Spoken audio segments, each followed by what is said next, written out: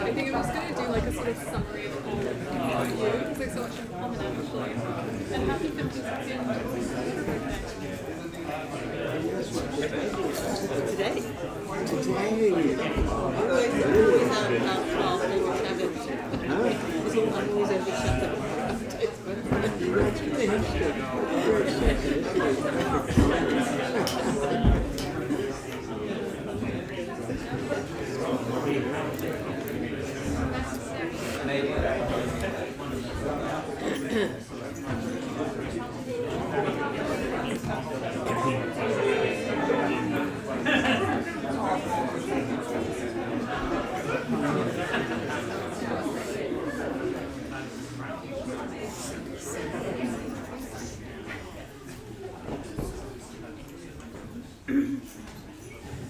There's another spot over here, I think, if someone wants to squeeze in.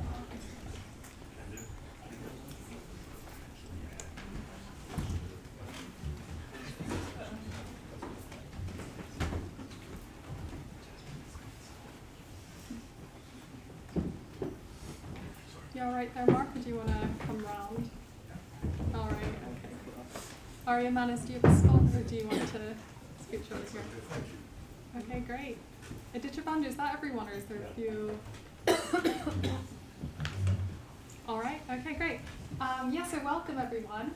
My name's Amala Shri, and I'm going to be hosting this panel of speakers with Mangala Damadina and Deva Mitra.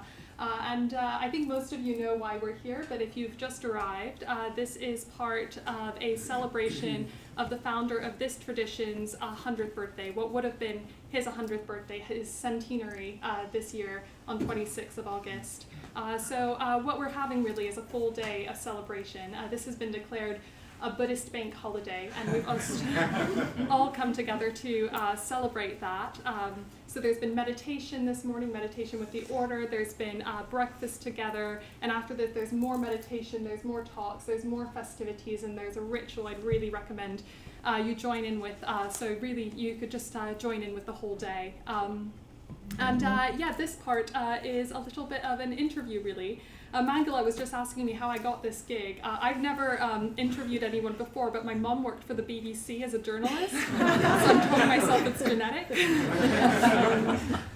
Yeah, so what we're going to do here is, try to evoke a little bit of the essence of Bante, the spirit of Bante.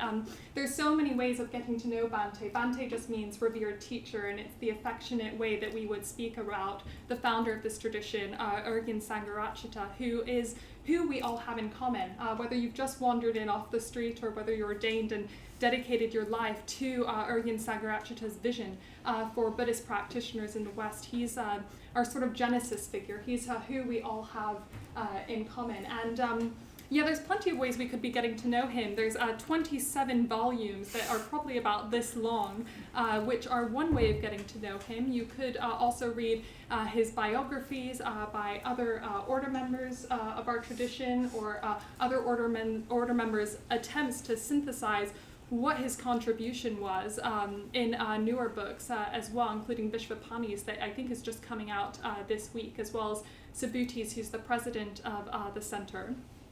There's poetry as well. There's Bante's poetry. There's his creative writing alongside his translation of, I think, what Stiramanis referred to as the heartwood of the Buddhist tradition.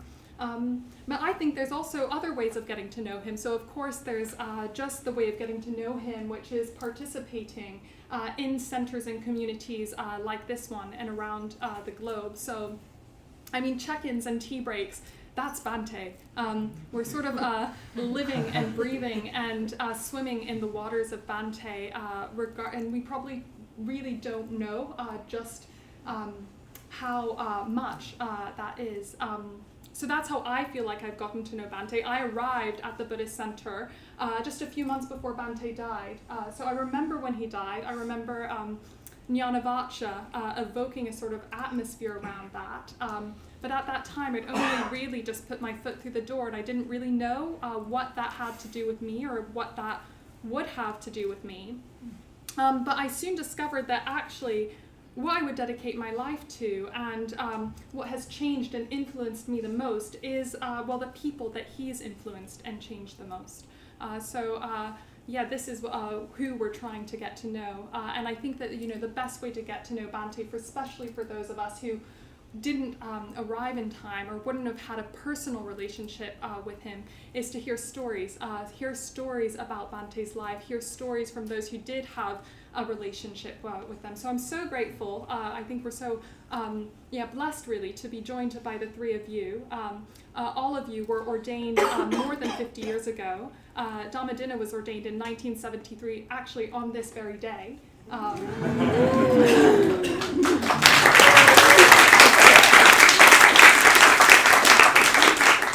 the 52nd order birthday for Dhammadinna. Mangala was ordained a few months later in November 1973. And just to say a little bit about...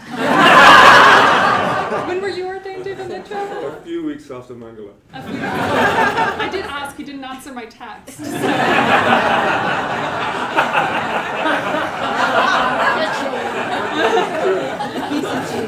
He's a junior. Well, I'm the junior most. What do you expect?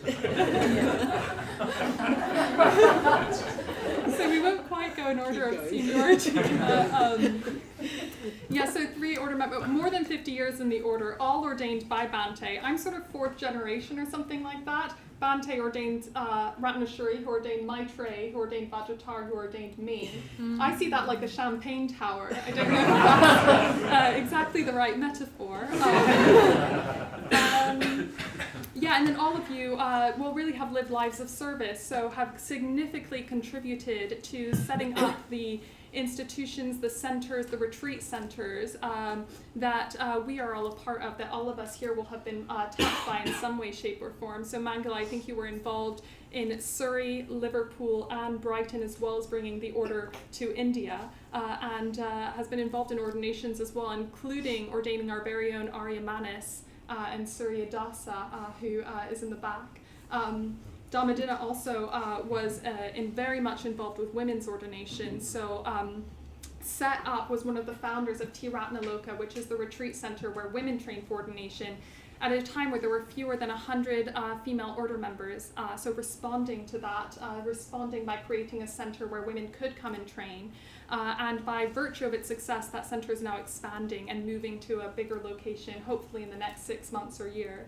And then Deva Mitra also has held significant leadership positions in your almost 52 years in the order, including being global Mitra convener for 20 years, setting up the Norwich Buddhist Center, and living with Bante for 22 years of that, just to name a few things. So I think especially actually I'd recommend that if you want to get to know Deva Mitra better, you've written 2 books and there's a 3rd memoir that is in the works. So a real opportunity to delve deeper into your life through those works. But I want to start actually just by asking each of you to tell a story about Bante. As I said, I think this is one of the best ways we have of getting to know him, of getting in touch with something of the spirit of Bante beyond what he said and what he did. Do you feel that there was a sort of memorable moment that to you encapsulates what made Bante Bante? Deva Mitra, I was wondering if you actually wanted to start. I thought Damandina should start. I'm the senior most, yes, I should start. I should definitely start. Ladies first. So many moments, so many memories of Bante. When I think about my long friendship association with him, though, I think about how kind he was to me. On so many occasions, he was kind and encouraging, which was important for me. So in all sorts of ways, so if I was physically ill or emotionally or psychologically not that great, or a heartbreak or a bereavement, or whatever it was in life, he would respond with kindness.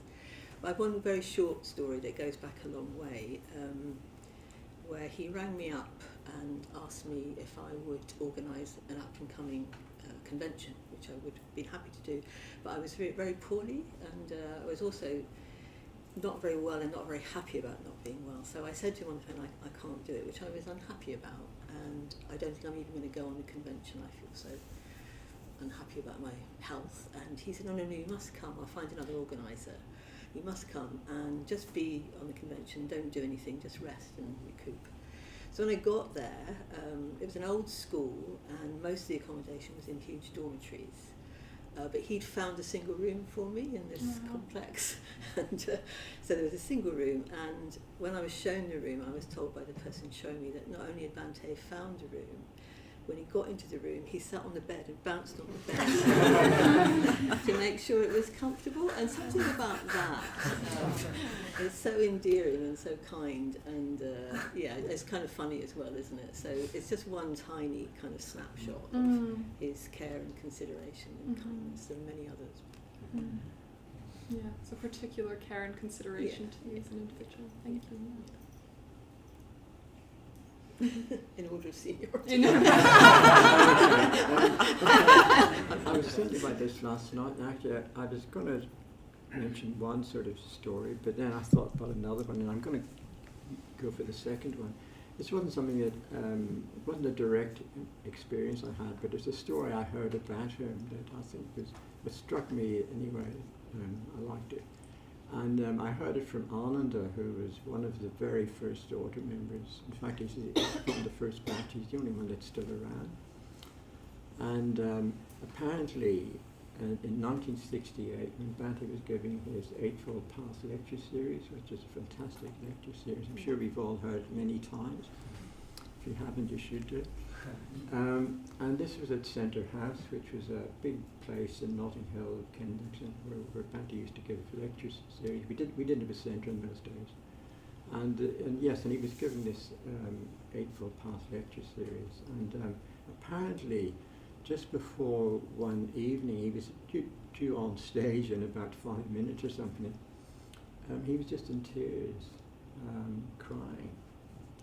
And he was saying, I just can't do this, I'm just not able to do it. And of course people were saying, of course you can, Bante, you've got to, but he's out there waiting for you.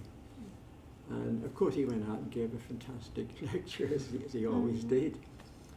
And that struck me because Well, for two reasons. One was, I suppose most of the time I was thinking, well, look, this is supposed to be a great spiritual teacher, and yet here he is in tears and stuff. It sounds a bit not very developed, sort of thing, not very spiritually mature. But then I was thinking a bit more about it, and actually, my heart response was actually that, in a way, far from that bringing him down in my estimation, it actually raised him. I mean, the fact that he's a human being, and yet, he's an amazing teacher, but he's still a human being at the end of the day, and he has feelings. He was crying and stuff, and that really impressed me. So I think for some people it might have reduced him in their estimation. You think you're a bit above all that sort of thing, but for me it actually sort of elevated him. So I thought that was something worth sort of sharing. Just his humanity. Yeah. Yeah, thank you. Okay, well, again, there's so many stories I could tell. I don't know where to begin, but first of all, let me just, well, there is one story which I think was particularly significant, so I'll tell that. When I first got to know Bante, I didn't take him seriously as a teacher. He just seemed a really interesting man. And I was very lucky to spend quite a lot of time with him when I first got involved in True Right Now. And, I've spent a lot of time living with him, and part of that was living with him in a tiny cottage in Norfolk.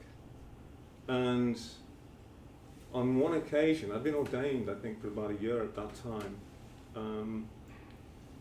I was having a bit of a conflict because, I was very free and easy with Bante, probably teasing him a bit. I mean, he teased me back terribly. I mean, I got far more than I gave out. But there was a lot of banter, and at the same time, I was becoming increasingly aware of my deepening appreciation of his depth of understanding of the Dharma, and of course, as his significance as my teacher. He wasn't just a sort of mate, and this created a conflict in me because I felt that I didn't want to be irreverent, although I sort of felt I frequently was, but because I had this sort of increasing amount of reverence for him. And so I said to him, look, this is going on. I feel, that I feel a conflict about this. I don't want to behave towards you in an irreverent sort of way. But what do I do about it? And he said, look, it's very simple. He said, you'll learn far more from me just as a friend than in any other way. And so kind of like he just he just ignored the problem in a way, took it to a high level, and said, that's all you got to do. I think he said this before, you learn far from me as a friend in any other way than you possibly could. He said it not just to me, but to several people. But on that particular occasion, it really struck home, and I just relaxed. Not that there was much tension, but it was an inner tension. It wasn't a tension for him, it was a tension in me. And he dispensed it so kindly, I suppose. Yeah, thanks, Eva Mitra. I feel like that sort of summarizes a little bit of the first two stories because it emphasizes Bante as friend. Bante as spiritual friend, is very human, is very kind, someone you bantered with, but also as someone that you look up to and where reverence has emerged over time. So I was wondering if you could say a little bit more about that. I'd love to hear from all of you about Bante as your teacher, and particularly in the context of Bante as your preceptor. So Bante ordained all of you. He gave you your name. Ordination is the central and most important ritual in our tradition. What's the significance of that for you? And what was it like to be ordained by Bante? Do you want to carry on a bit? Yeah. You're asking me? Okay.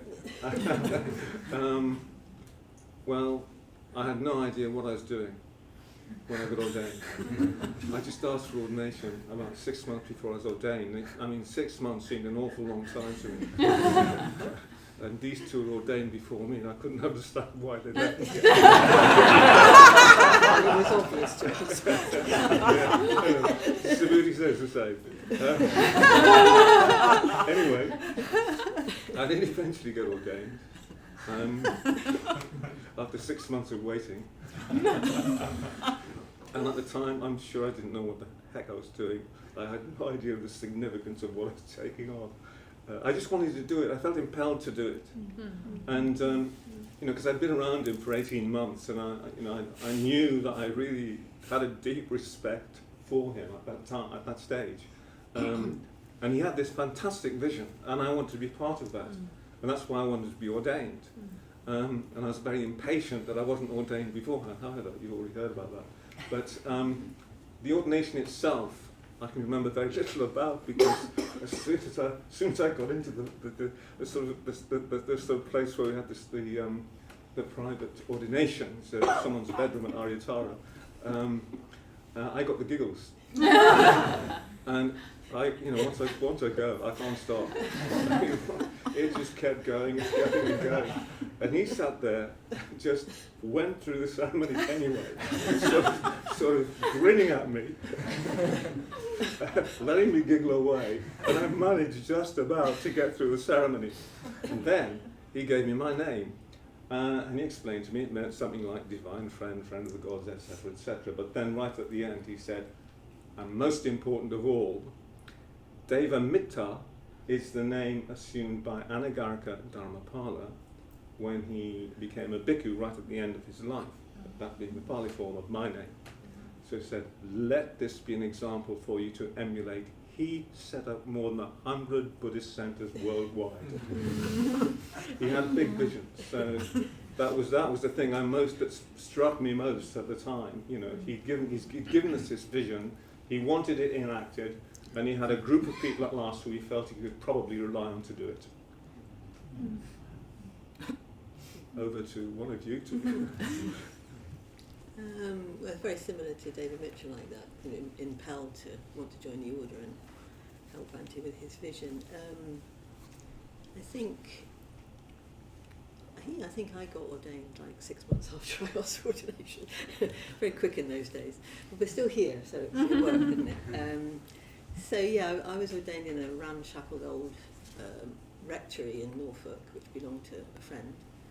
And Bante was on sabbatical, so he came back just before the ordinations. I was ordained with 3 other people.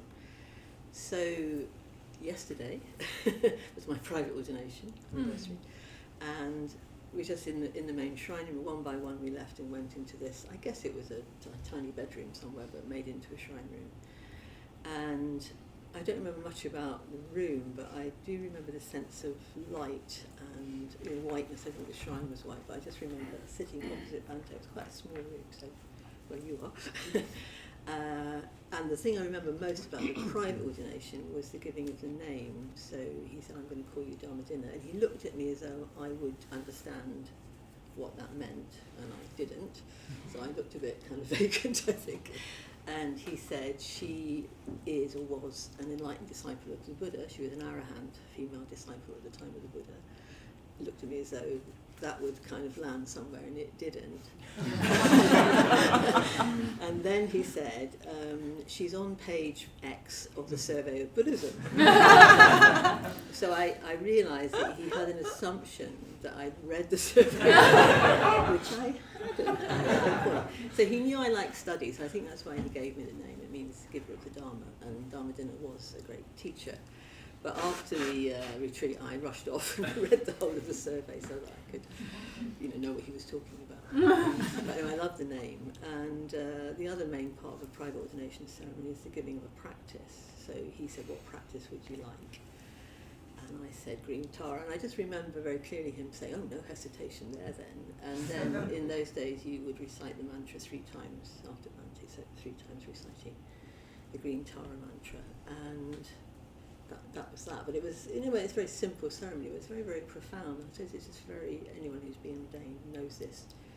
It's just very pivotal. It's simple, pivotal, very deep, and your life in the order kind of flows out from there. No, I'm still here. So.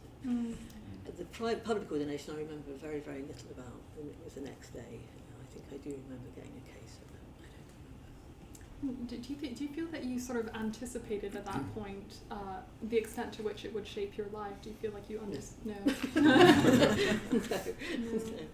No. What did it mean to you at the time then to be invited for that I ordination? just thought there was something about being in that situation with Bante. I'd already decided was my teacher, so his friend, and having that kind of that compulsion to join this order, was so small.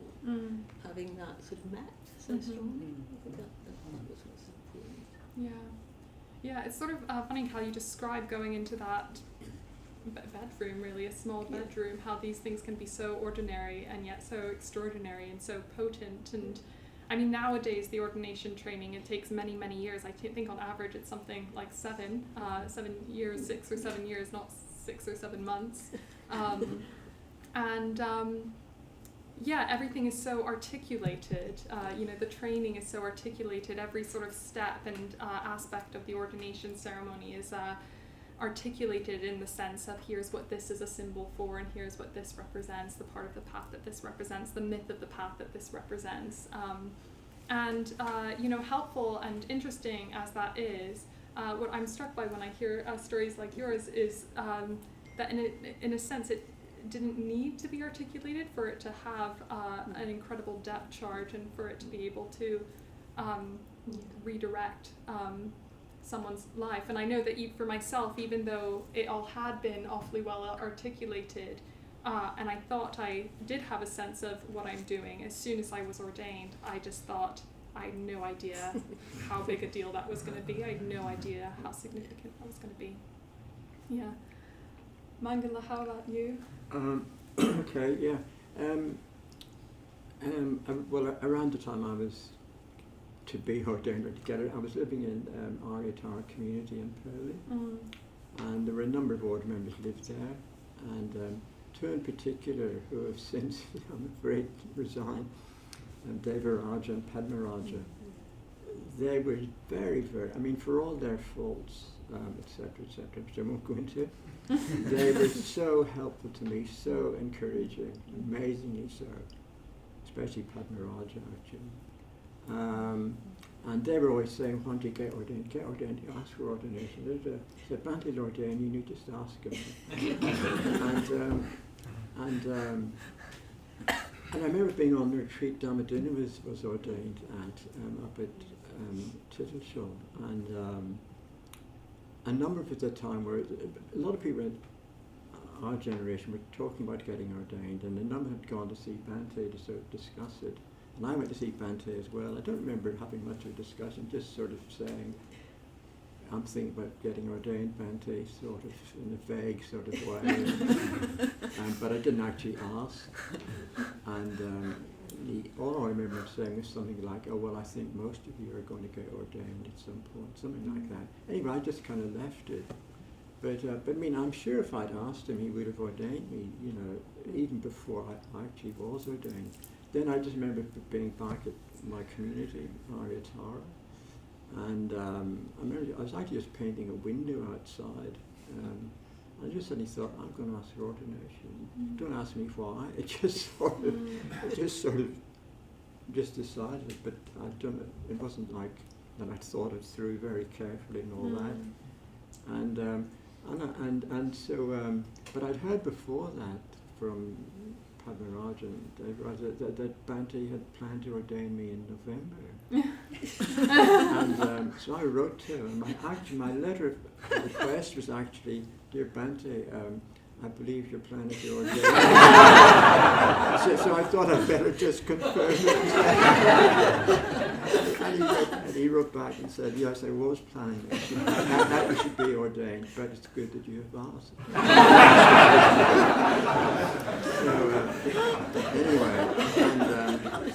So then I was ordained at the end of it was just about a 5-day retreat, men's retreat in the edge of Thetford Forest, Broomhouse Farm. And Ashajit led that retreat actually. It was just a men's retreat, very small, only for about 12 men. I think that's all they could take. And then Bante turned up on the Friday or Saturday and did the private ordinations on Saturday night, and the public ones on the next morning, Sunday morning. And I had a terrible headache that weekend. I remember just the whole day leading up to the ordination. I wasn't feeling well at all, but I mean, I got through it. I was just in a little room upstairs. But honestly, sorry to disappoint everybody, but there was nothing magical about it at all. It was just completely mundane. And I just remember Bante handed me the incense and asked me what practice I want. I said, have a look at Tesha, and he didn't demur, he just said, okay. And then that was it, you know. So there's nothing mysterious or wonderful about it at all. It's just kind of very ordinary. Sorry, but that's the truth. Sorry, Bante. I wish I could say more than that, but it was just pretty ordinary, I think. What was it like receiving your name? I was happy enough with that, I think. Oh yeah, well all he said about the name was, well he said Mangala means auspicious, blessings, good omen, but then he went on to say that he had a feeling I was lucky and that I brought luck to others. Mm-hmm. So a sort of spiritual mascot. That's how it fit. I think that's an important perspective to bring in about the ordinariness. I really thought my ordination would be the highlight of my life, and I mean it definitely was, but one of the things I sort of mourned that I had to leave the kuti, that I had to leave, that I couldn't stay there forever. And then one of the things Vajratara told me, who ordained me, is don't focus on the experience because you'll miss the point. Then it's just another sort of, I don't know, like there's lots of ways to get big experiences essentially. It's more about like how it shapes your consciousness, how it shapes the direction of your life, which way you sort of lean, and that's what ordination is really for. So, great, so we've heard a little bit about Bante as sort of teacher, as friend. He was also an ordinary human being. I was wondering if you could say a little bit if you know there were any sort of moments where you struggled with him, how you sort of negotiated that relationship between sort of great teacher, someone that you looked up to a lot, and at the same time someone who was an ordinary human being and who had made mistakes. I don't think I ever expected him to be perfect. Right. I first met him on retreat, and he was so impossible to pigeonhole or categorise. I'd had some contact with Buddhism before, and he didn't fit an image of a Theravadan monk, which I might have seen in a picture book or something. You know, he had long hair, he had a dirty robe, he had a Polish jumper, Tibetan Mali, and he was English, and he was just Bante. He was just who he was, and he had a very strong effect on me in that first meeting. I mean, I met him, he didn't meet me. I was just in the crowd, as it were, but we listened to one of the Eightfold Path series that Mangala mentioned. I think the clarity and depth of that teaching really struck me, so then he was my teacher. But yeah, I don't think I expected him to be perfect. We were sort of a bunch of people around him, co-creating a movement. And I think he gave a talk, didn't he, once called, History versus Myth in Our Quest for Meaning, where he contrasts the bodhisattvas on one lotus, who are like archetypal, beautiful silks and satins and jewels, and they're 16 years old, and they symbolise the ideal, the ideal manifestation of the enlightened mind, but they're out of time. On the other lotus opposite is the enlightened teachers of the Buddha, are sometimes depicted as old and wrinkled and grey hair. And, the struggles are written on their faces. So they're in time. And I think if you're a human being, you're in time, and you're in your time. You might have some unconditioned aspects. Let's hope we all do have some glimmer of the unconditioned in our minds. But we live in time. We live in. I'm a baby boomer from just after the war, so I have brought up in particular culture, particular ideas, particular views, which have changed over time, but they've affected me. So they would affect how I communicate, how I perceive things, and from that I might make mistakes or make judgments that aren't true or misperceive or so on. So I think Bante was the same. He's a product of a particular time, as well as having this incredible mind and heart, and that you could feel when you were with him. So yeah, I don't think I expected perfection. I don't expect perfection, luckily, from people, or myself. I think what I want is communication. What I wanted from him was communication with someone obviously so much more developed than me, that I could learn from, like David Mitchell was saying. And, you know, from other people, I just want, you know, a commitment to grow and develop and be honest and practice. Perfection is not helpful. Yeah, or it doesn't really exist. Doesn't Yeah. go. Do you want to add something there? Okay. Well, one moment particularly comes to my mind with Bante. Well, there's a couple which illustrate similar things, but again, I'd just like to reiterate, I mean, I do not like to think of Bante as being imperfect in any way. I know he wasn't perfect. That's not quite the point. But on one of the Tuscany ordination courses, I was the organizer, and he was there for the full 3 months of the course. And being the organizer, I had a heck of a lot of work to do. I was also expected to attend every shrine room activity, every darn meeting in the course of the day, and go out into Grosseto to buy whatever needed to be bought with my driver because I couldn't drive, and all sorts of other things. I can't remember everything I was doing, but basically I'd get up at 6:30 in the morning and I wouldn't stop until 11:30 at night. On top of all that, Bante, as usual, has sort of co-opted me as his temporary secretary, or at least typist. And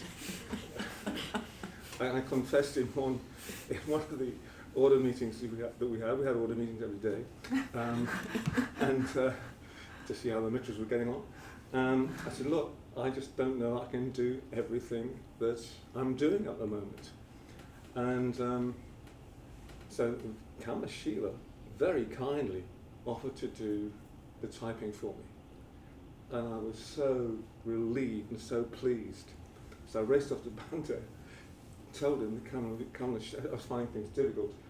Kamala Sheila was going to take over the typing for me. Is that okay, sort of thing? He looked at me, he looked horrified. He said, is he good? I said, I don't know. I'm sure he's fairly competent. Is he as good as you? I just didn't know what to say. I just looked at it and I thought, okay, you want me to do it, don't you? I would prefer that. I just had to get on with it, and I was pretty miffed. So sometimes I came up against Bante in that kind of way. Have I got time for another one? In 1980, I came to the LBC. It was a disaster, by the way. It wasn't long before I was known as Ayatollah David Mitra. It was those days. You remember that, don't you? I do. I do. I was far from perfect. Anyway, after about 20 months, all the other aldermen pretty much had enough of me. I could sense it, and you. Manju Badger said, why don't you come out to Boston with me for a while? So that was very tempting. So I decided, yeah, I'd like to go to Boston. So I went to see Bante. He was living in the flat at the time and was staying there.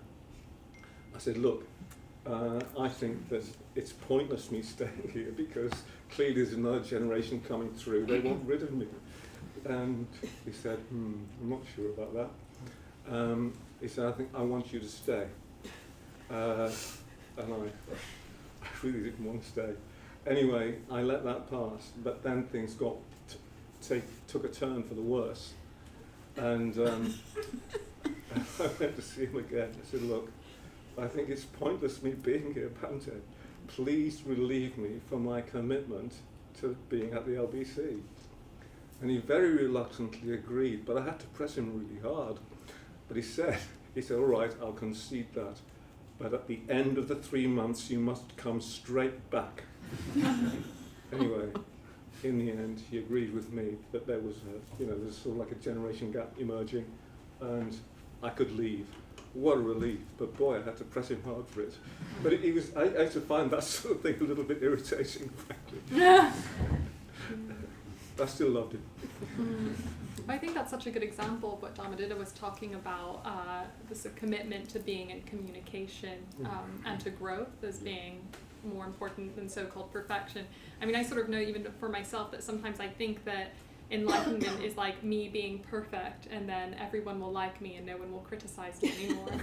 But of course that's not what it is, and there's something much more mysterious going on. And Subhadramati once said about Bante, it's not that we go for refuge to Bante, it's that we go for refuge through Bante. He's sort of how we can have access to reorienting our lives towards these higher ideals.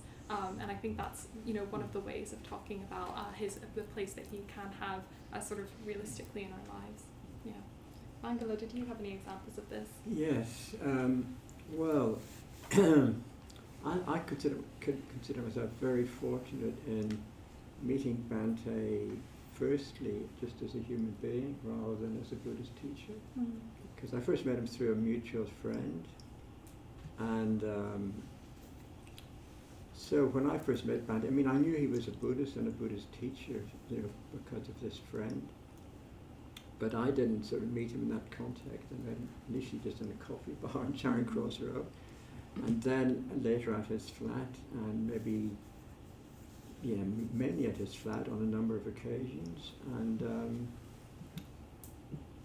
so I was, so in a way, usually it was a group of us, like me and two other guys, and Bante, and we'd have all sorts of discussions, and I didn't like him at first, frankly. I think I've said that. He knew this, anyway.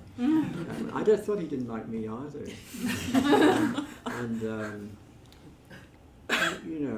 I was aware of his sexuality too. That was never an issue. In fact, for me, that was a plus, the fact that he was just so at home and comfortable with his own sexuality.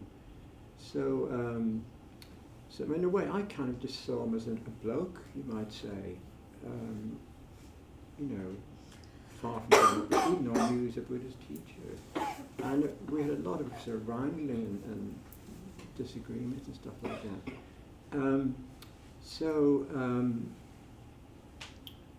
But in a way, but I thought he didn't like me, and I couldn't manipulate him in any way. I couldn't handle him, basically.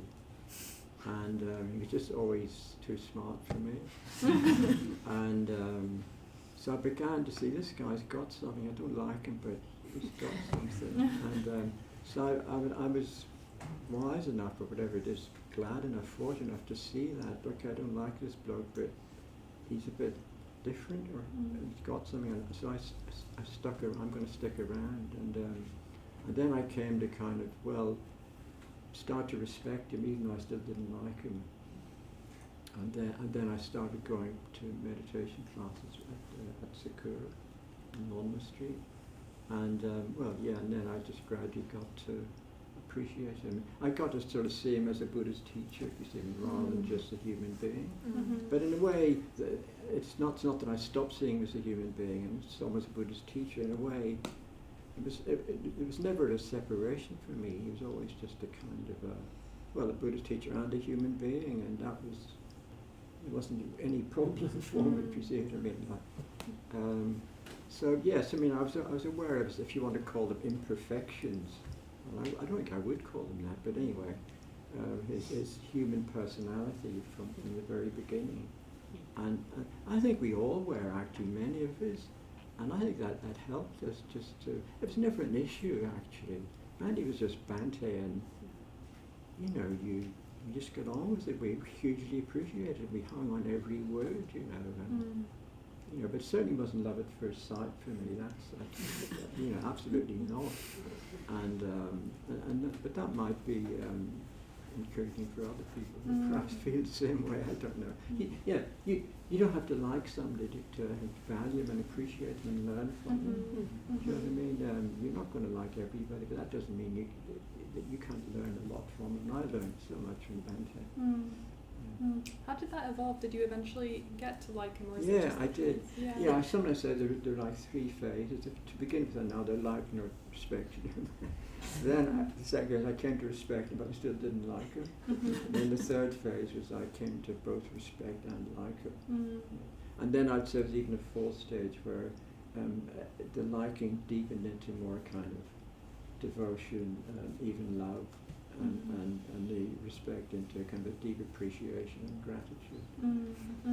And in those different phases, were there particular moments or insights that you had that allowed those transitions? No. No, I think it's just kind of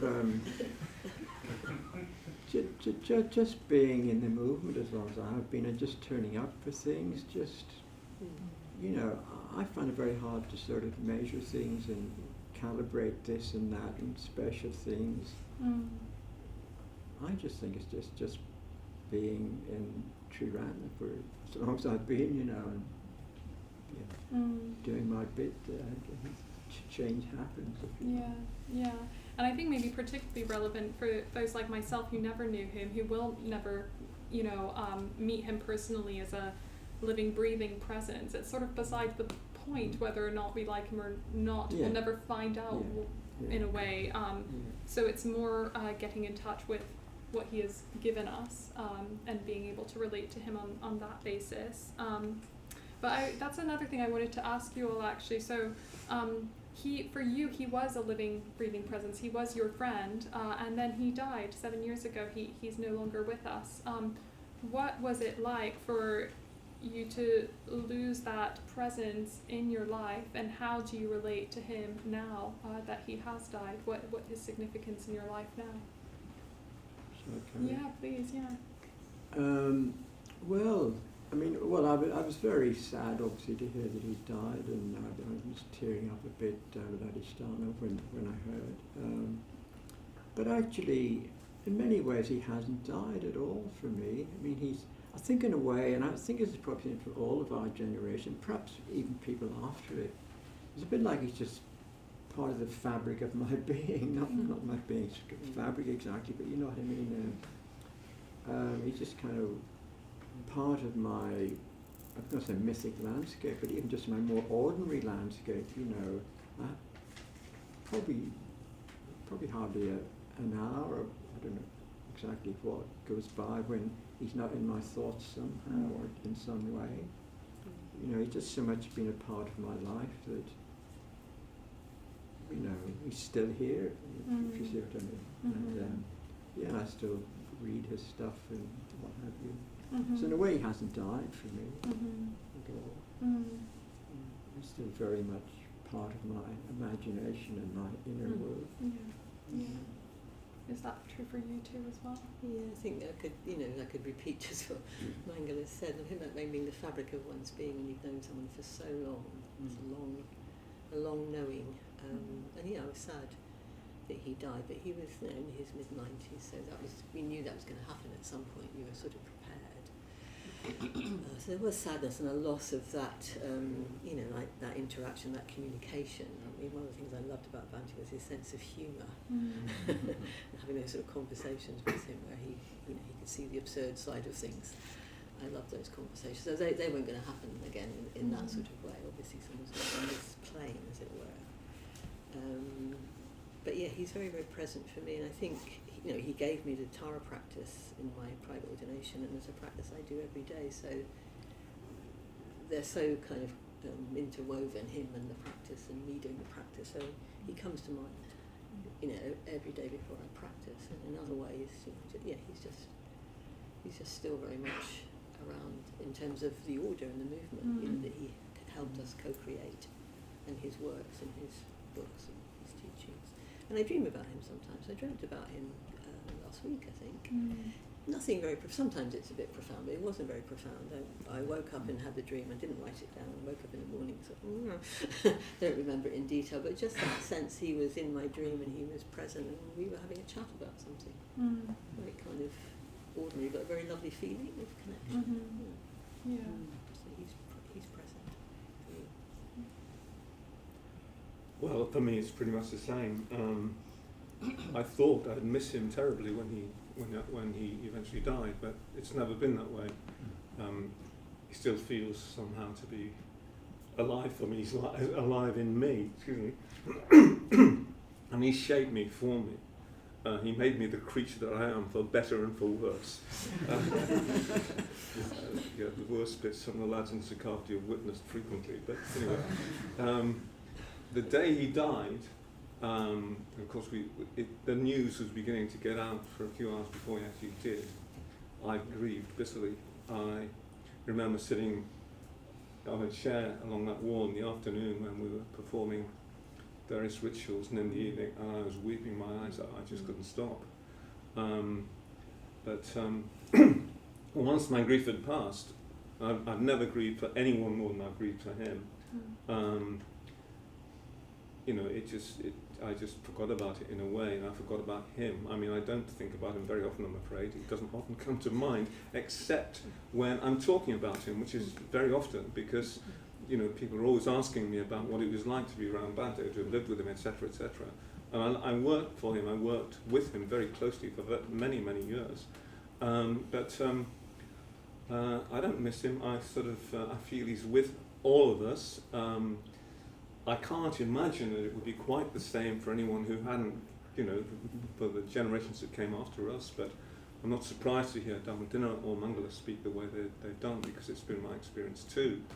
It would be great to have him around. I loved his sense of humour, and that's, I suppose, in a way, it's the thing I most miss. Excuse me. Because it was such a prominent feature of you know, life in Majjhima Padmaloka, and other places I lived with, around the supper table in the evening. He would always be coming up would always be seeing the absurd side of things, as you put it, or finding things very, very amusing, but you know, you wouldn't normally notice. But he was so alert to everything, and it always brought out his sense of humour. I should also say, just to complete the picture a little bit, sometimes, especially when he's writing something, he'd come down to supper and he'd be dead quiet, and he knew you didn't dare say a word. It's almost sometimes as if you weren't there. It wasn't that he was actually ignoring you, but it could feel that way because, until you got used to it, because he said that, you know, when he's writing, when he's thinking about something, thinking carefully, thinking things through, you know, he can't quite handle anything which interrupts that, or sort of gets in the way of his the sort of continuum, the momentum of his thoughts. And so we learn to understand that and not take it at all personally, but sometimes it could almost seem like he was being a bit rude. He wasn't being rude, but it was just the way that you experienced it from time to time. Yeah, so. Yeah, it's interesting that you, well, two of you brought out his sense of humor, actually, and also this sort of thread of how, like, we might perceive his behavior, liking or not liking, a very unusual man. Just on the sense of humor point, I was just thinking how much sense of humor is part of our tradition in a way, and maybe that is a little bit of Bante's spirit coming through, infusing our tradition with this culture of laughter and of joy and of banter and of being together in that way, just as his personality with his interest in the arts also feels like it's a huge aspect. It's one of the distinctive emphases of our tradition. But I think actually, I think that's a wonderful note to end on, Deva Mitra, that all of you have brought in, that even though Bante isn't still a living, breathing presence, he's certainly still with us. That's definitely how I felt as I've trained for ordination, as I've gotten to know him, that there is a way of getting to know Bante, and particularly through contact with folks like yourselves, to get to know what he was like to be around, and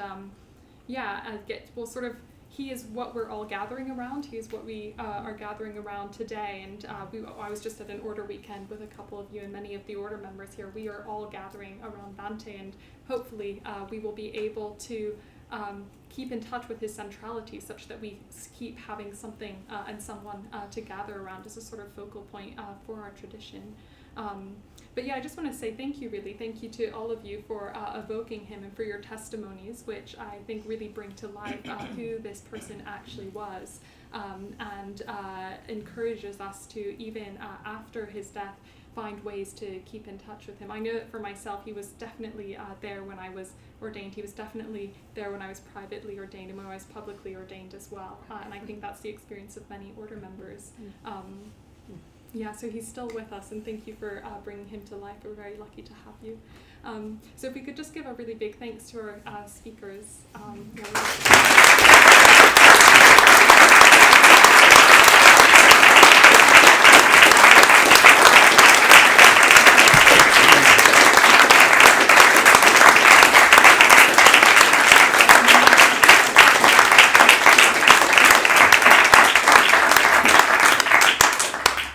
so thank you so much. Thank you again for sharing so personally as well about what your own journeys have been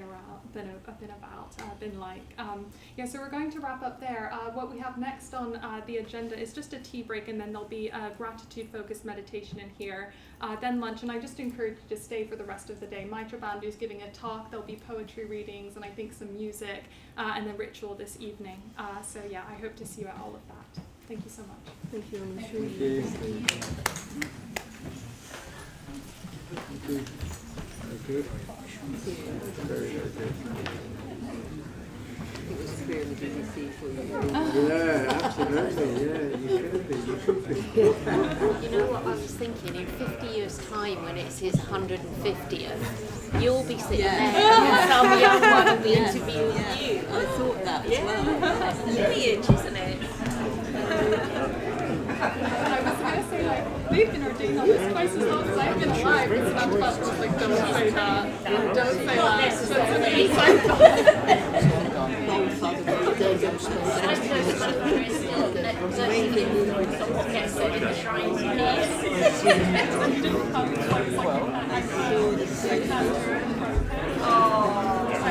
like where my whole life I Oh.